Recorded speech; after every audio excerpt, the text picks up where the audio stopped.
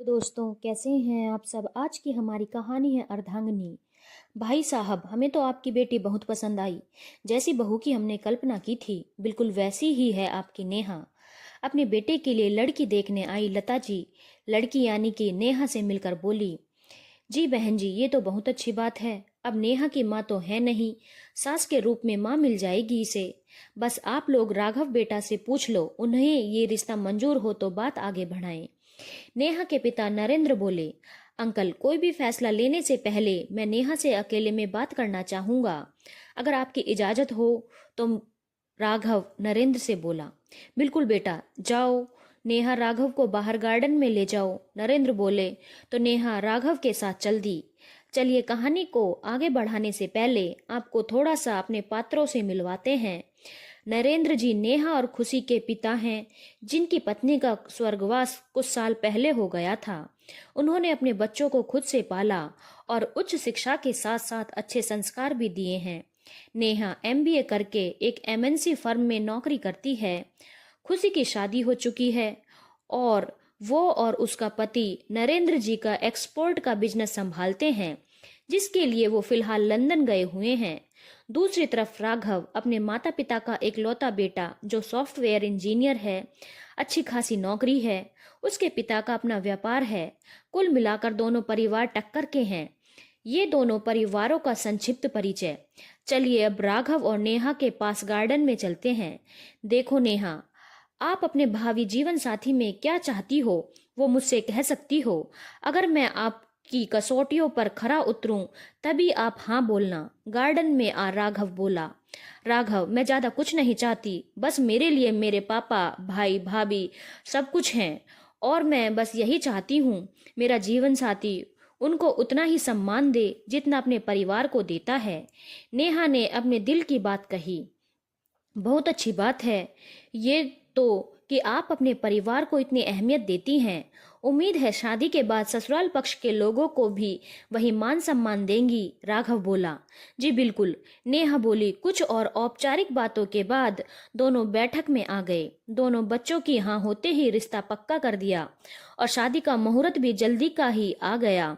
फेरों और 7 वचनों की रस्में पूरी हुई। वर और कन्या अपना स्थान ग्रहण करें। 7 फेरे होते ही पंडित जी बोले, रुकिए पंडित जी, अभी 8वां फेरा और 8वां वचन बाकी है। राघव पंडित जी की बात सुनकर बोला। राघव के ऐसे बोलते ही जनवासे में खुसुर पुसुर शुरू हो गई। भला 8वां फेरा या 8वां वचन भी होता है? सबकी जुबान पर बस यही बात थी।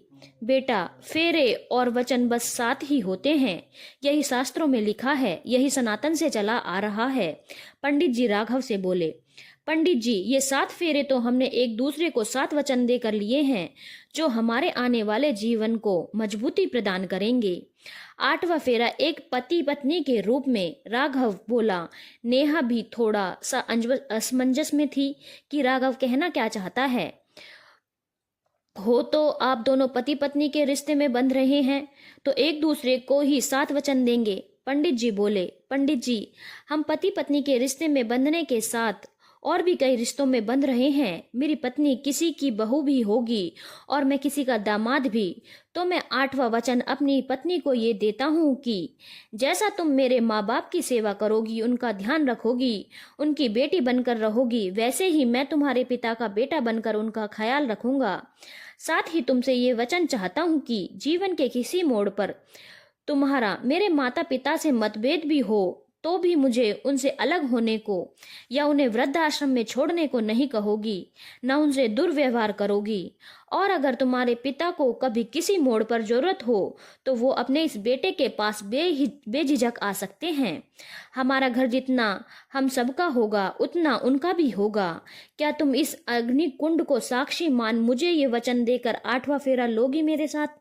राघव ने ये बोल नेहा से पूछा। पर राघव, जब हमारी बात तभी हो गई थी कि हम दोनों परिवार को मान देंगे, फिर अब ये सब नेहा ने राघव से पूछा, नेहा, मैंने अपने दोस्तों की पत्नियों को देखा है, उनके माता पिता से दुर्व्यवहार करते। मेरे दोस्त इसके लिए परेशान भी रहते हैं। ऐसा कुछ मैं अपने घर में नहीं चाहता, और इस 8वें फेरे को निभा सको तभी लेना ये फेरा, वरना तुम मेरी पत्नी तो बन जाओगी पर अर्धांगिनी नहीं। राघव बोला, मुझे आपका 8वां फेरा मंजूर है राघव। जिंदगी के किसी मोड़ पर आपको लगे मैं ये वचन नहीं निभा पा रही तो ये फेरा और इससे जुड़ा वचन टूटते ही मेरा आप पर कोई हक नहीं रहेगा। ये बोल नेहा 8वें फेरे के लिए बढ़ गई। मंडप में बैठे हर इंसान की आंख नम हो गई। राघव के माँ बाप की आंख में खुशी के आंसू से उनका बेटा तो था, उनकी अब बहू के रूप में बेटी भी मिल गई थी।